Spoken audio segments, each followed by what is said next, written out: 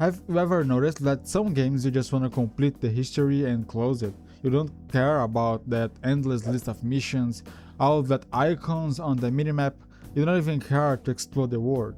You just want to finish the game and move to the next. While others gives an endless hunger for more. You will start to research all the secrets, collect all the items, try to kill or marry all the NPCs until you realize that there is nothing left to do in the game. People go beyond that level and start to play again but with mods or any type of difficult settings. Why exists such a huge difference? Hello everyone, I'm Mesquita, nice to meet you, and have you ever asked yourself why the Dead God achievement from the Bite of Isaac is so famous and desired despite requiring hundreds of hours to get, while almost nobody cares to complete Far Cry 5? Think about this when I get to the end of Hades. I've unlocked all the weapons and their aspects, I don't have more upgrades to unlock and I was still playing it. Whether to unlock the Scully statue or to try a romance with Thanatos or Megara, maybe the two at the same time, but I was still playing. And why? The reason is it makes me feel so much in peace. Try new builds, see new characters interactions, and listen to the music of this game, all this combined makes me wanna spend more 10 hours on it. This game was so special to me that I made 100% of it on Steam. And I was so much excited when I finally finished. I was at my best, my love for video game is back at the maximum, and I start the next game, complete the main history and never open again. Why? This creates a thought in my mind. What makes us want to explore games until the last thing to do instead of just dropping it in the first seconds? First, we need to separate this experience into two types, the content ones and the empty ones. The first type is based on games that require you to explore everything to complete them and reward you for doing that. And some of you may be wondering, that's not the only type that exists? Well, at a perfect world, the answer is yes, but that's not our case, so we have the second one. The ones you are flooded with empty things to do or that don't reward you for spend hours playing it. The ones you need to make something over and over and over just to get one achievement or one simple reward. For example, kill 1,000 enemies at God of War, play more than 150 matches on the online mode of The Last of Us, or make 250 towers at Mortal Kombat 11. These things make me tired just by reading it. Of course, that the things are more complex than that. There are plenty of examples that don't fit either of these two categories, but I'm not trying to make a philosophical study, so let's pretend that there are only two types, the fun and boring ones. Now that we know that, let's go deeper and ask ourselves, what does a game need to do to encourage you to enjoy it to the fullest? The short answer is content, right? But technically the 700 items and activities of Assassin's Creed Valhalla are a big chunk of game content. But we don't like this type of empty content. We like to experience new things as we play the game, unlock new characters or improve the ones we already have, explore new areas, biomes or worlds, find new characters or new enemies. We just want to spend our time into something that we know that the devs put some effort on.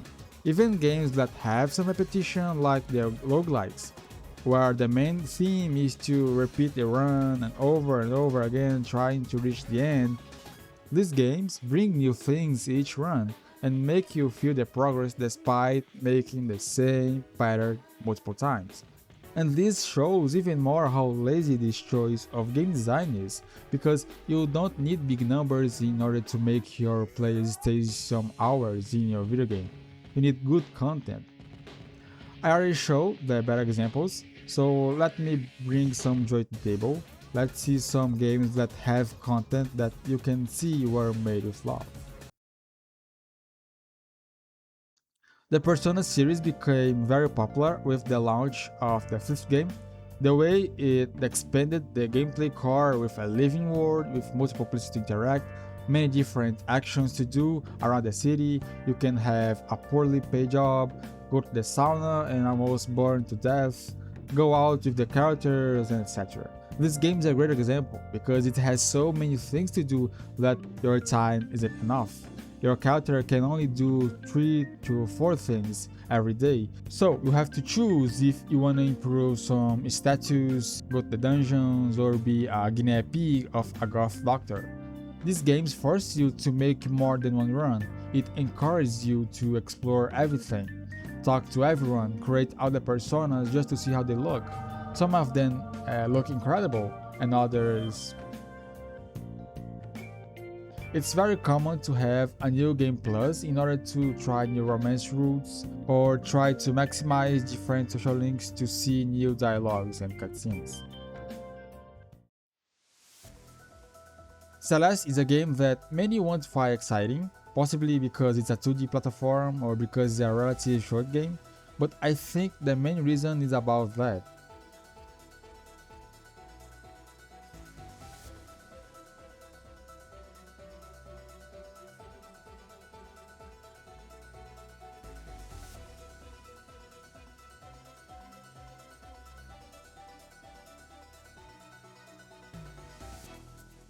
The difficulty in Celeste is a key point of the game design, and it explores this at perfection, because every single thing that you can unlock or discover you must pass through an extremely hard challenge first.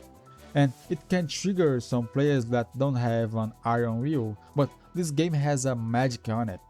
The same magic that you have playing Dark Souls, Dead Cells, or Spelunky, or any other difficult game.